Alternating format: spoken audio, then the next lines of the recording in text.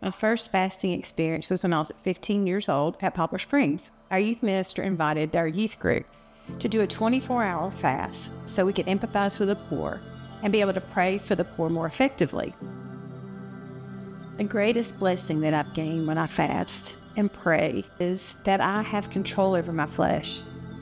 And also it tests me in my sincerity. Fasting is the physical representation of sincerity that my heart is feeling. And sometimes they don't match up. And fasting is just a sincere outward expression of an inward posture. There's not many times that you get to experience that intensity. Fasting intensifies your prayers. And it's very meaningful. And I feel like He delights in me as I create space for Him in this way.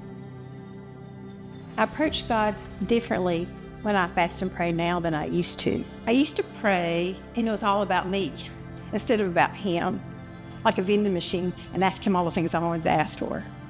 And then I learned that my posture or how I approach God changes how I pray.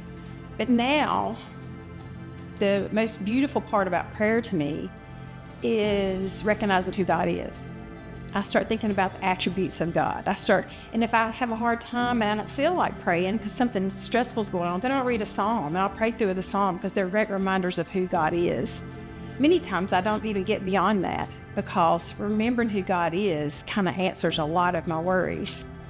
And I don't need to go beyond that.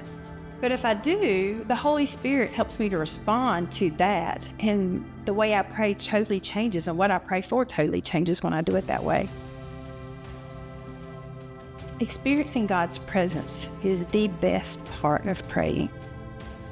That's my favorite thing about prayer now. The intimacy that being in His presence brings.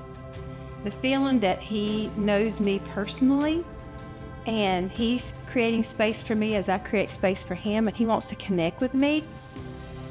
There's no greater joy than that.